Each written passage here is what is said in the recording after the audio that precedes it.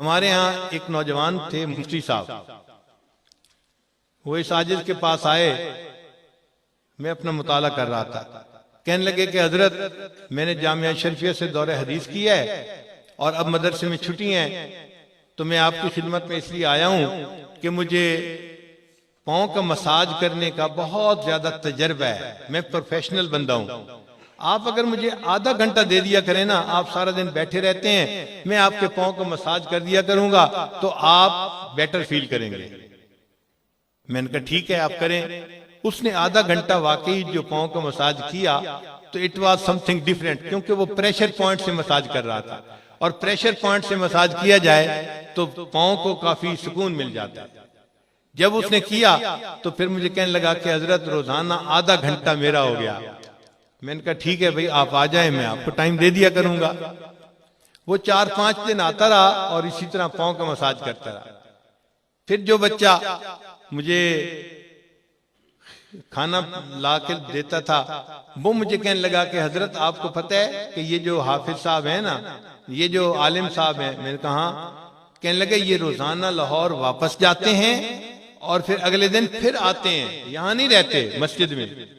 मैंने कहा भाई, मस्जिद में कोई 150 बंदे नफली एतकाफ की नीयत से ठहरे हुए हैं, शायद ये भी उन्हीं में शामिल होगा। उसने कहा नहीं, ये रोजाना लाहौर जाते हैं और फिर वापस आते हैं।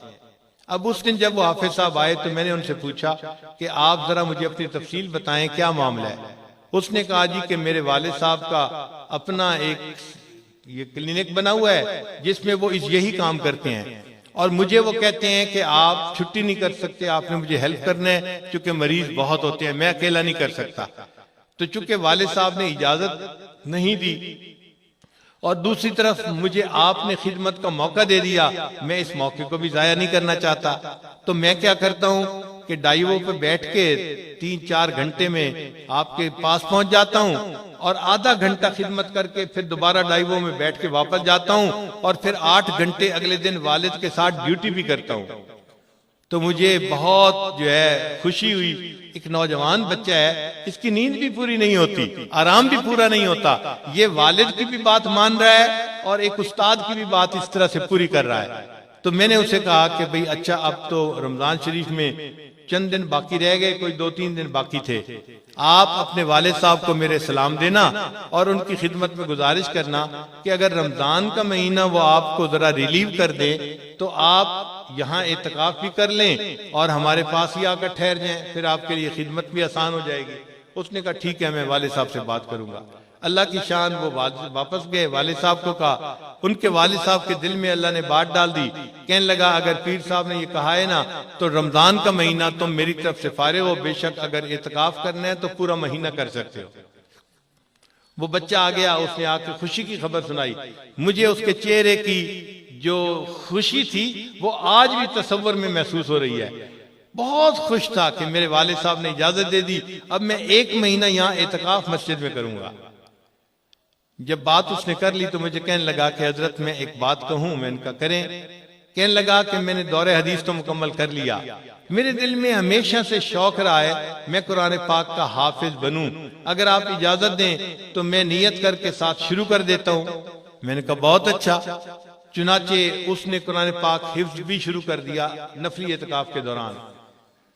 जब मैं ईद के बाद सफर से वापस आया तो मुझे पता चला कि उन हाफिज साहब ने 1 महीने में पूरा कुरान मजीद याद कर लिया।